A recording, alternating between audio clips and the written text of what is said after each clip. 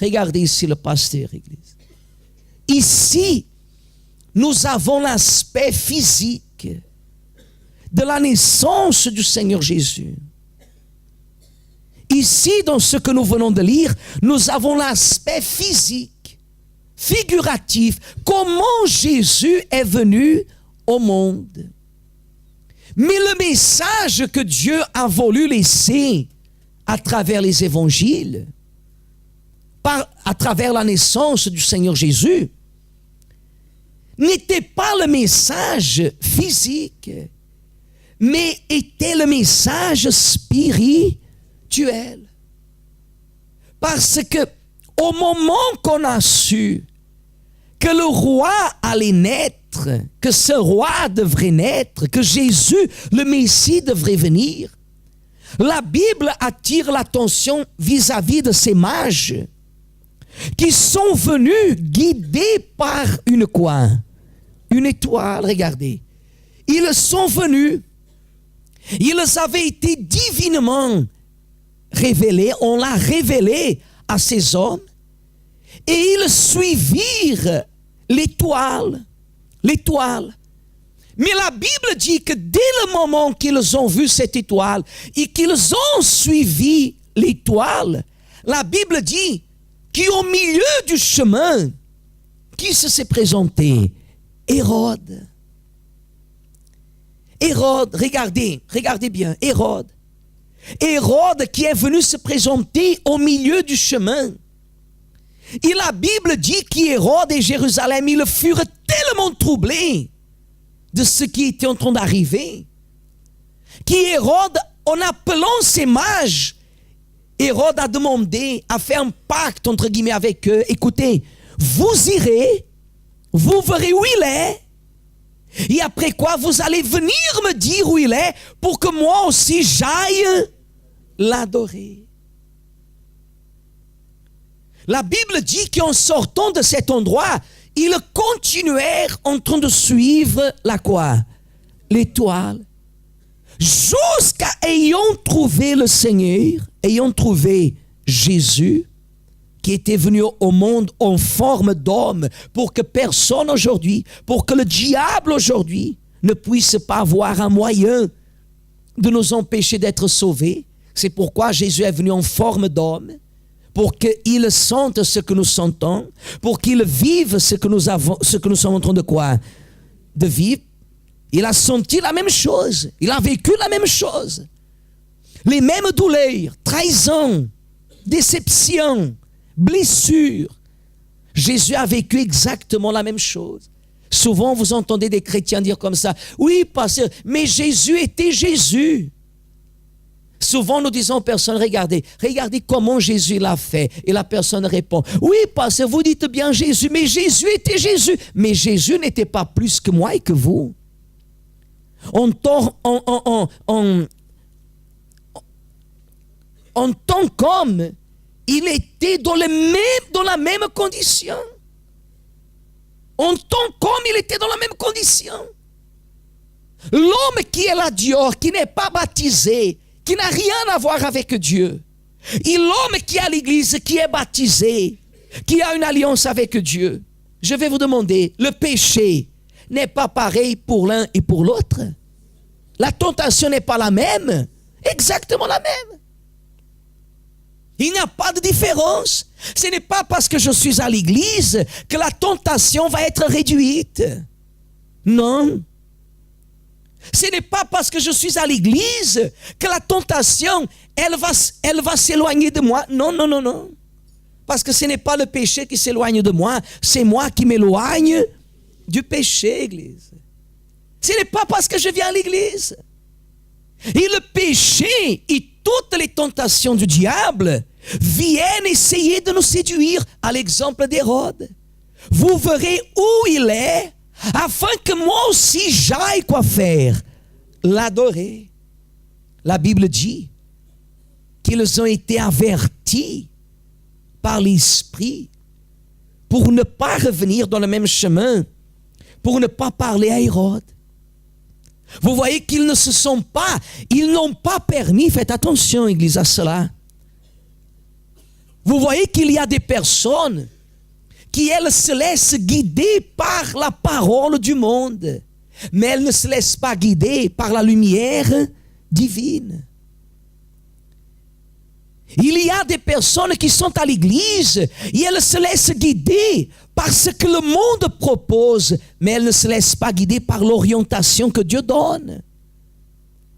Vous voyez qu'il y a des personnes qui ne donnent pas suite à ce que Dieu révèle, mais elles donnent suite à ce que le monde lui propose. Regardez, comme il est triste.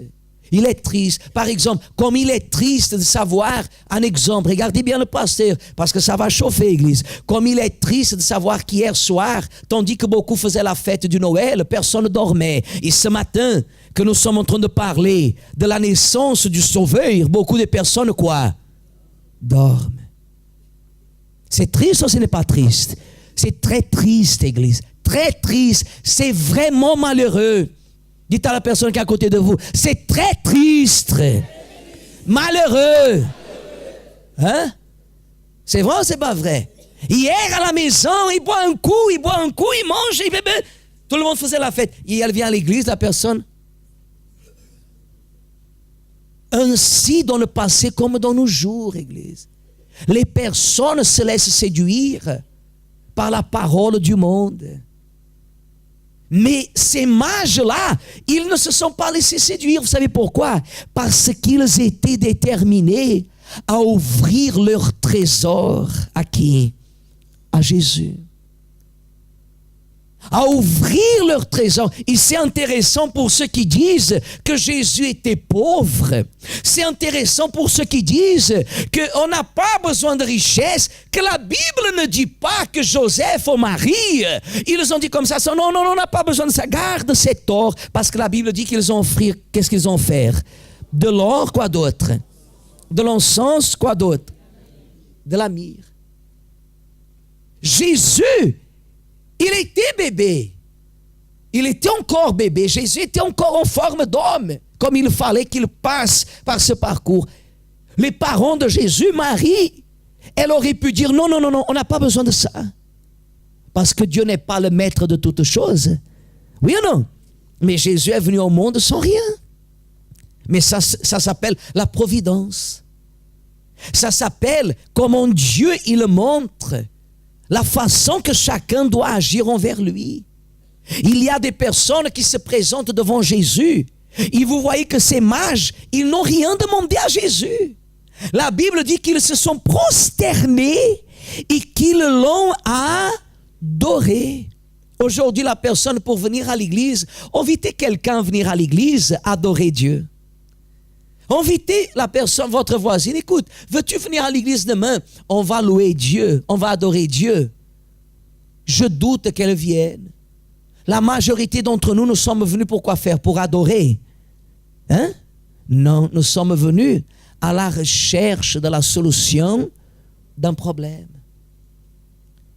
Imaginez ces mages arriver auprès de Jésus et dire, Jésus, on a besoin d'être guéris.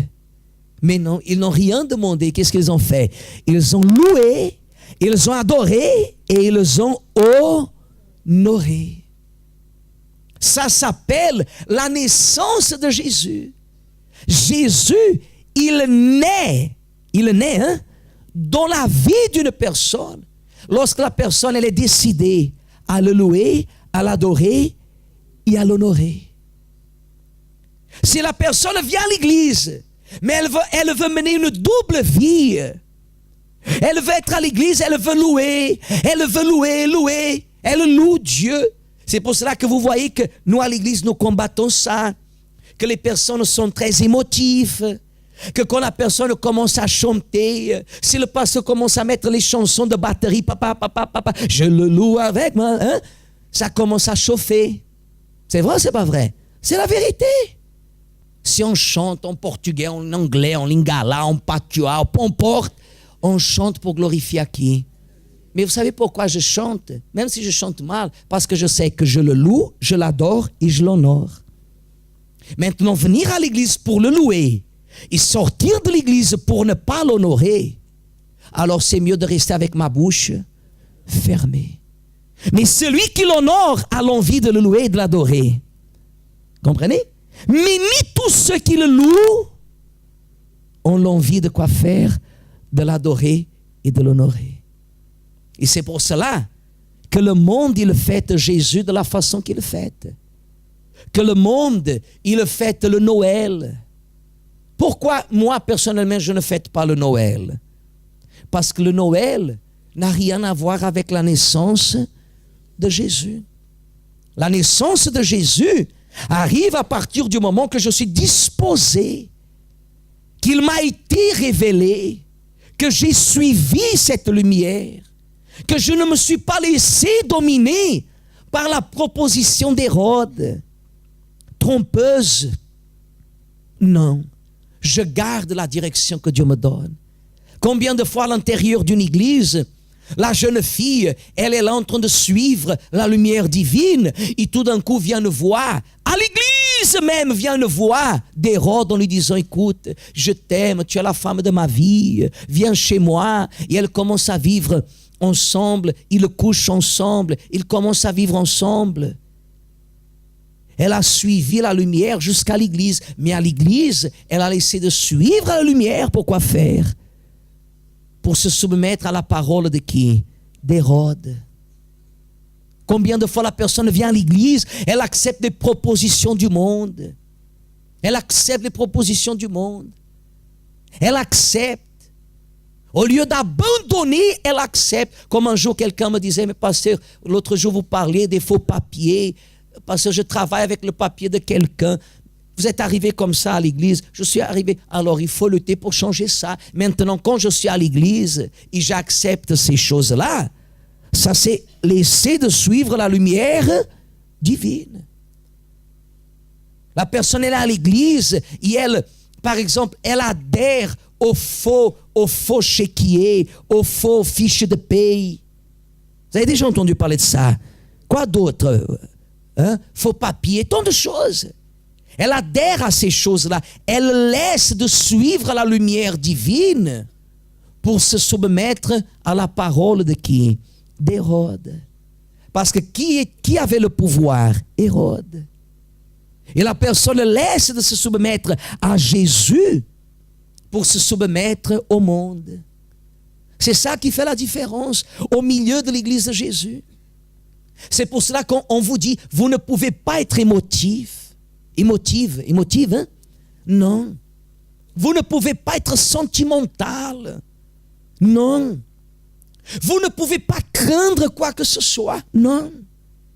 Si Jésus véritablement, il naît dans votre cœur, alors vous acceptez de le louer, de l'adorer, c'est-à-dire adorer, qu'est-ce que ça veut dire adorer? Avoir une vie qui lui apporte la gloire. Louer, c'est lorsqu'on le loue. On le loue avec nos paroles, nos louanges, on le loue. Adorer, ça veut dire que celui qui vous regarde, qui voit l'image du Christ. Et honorer, c'est quoi? C'est de lui ouvrir notre cœur. Et quand la personne, elle donne son cœur, elle ouvre son cœur à Jésus, elle ne peut pas être partielle. Partiale, hein? Elle ne peut pas. C'est la même chose que vous m'invitez à aller chez vous. Imaginez que vous m'invitez, parce que viens à la maison. Alors je rentre chez vous, vous dites, oh, parce que vous pouvez vous asseoir là, vous ne pouvez pas aller là. Et là, il y a 3 toilettes, mais vous ne pouvez utiliser que celui-là. C'est bizarre. Oui ou non? Parce que quand la personne, elle vient chez vous, elle doit se sentir comment? C'est elle qui doit respecter. Oui ou non? Ainsi, c'est Jésus. Jésus ne peut pas entrer dans la vie d'une personne et être limité. Non, ici, tu ne rentres pas. Dans ma vie sentimentale, tu ne rentres pas. Non, dans ma vie professionnelle, là, tu ne rentres pas. Non. Quand la personne, elle ouvre son trésor, elle ouvre son cœur, Jésus est présent dans tout ce qu'elle fait, dans tout ce qu'elle est. Amen, Église. Est-ce que vous avez compris? Il n'y a pas de différence, il n'y a pas de magouille. Ça s'appelle la vraie naissance de Jésus. La personne qui reçoit la naissance de Jésus, lorsque Jésus naît dans la vie d'une personne, parce qu'être baptisé dans l'eau, ça ne veut pas dire que Jésus est né dans la vie de la personne. La personne des fois se fait être baptisée, mais elle vit comme dans le monde. Elle est baptisée, mais elle vit sous la direction d'Hérode. Le monde lui dit fais ça, elle fait. Elle ne vit pas pour glorifier à Dieu, elle vit pour se sentir bien au milieu de qui? Des hommes, au milieu de la loi d'Hérode. Au lieu de vivre pour glorifier, pour louer, glorifier et honorer Dieu. Lorsque la personne, elle reçoit Jésus, et Jésus véritablement naît en elle, elle le loue, elle le glorifie et elle l'honore.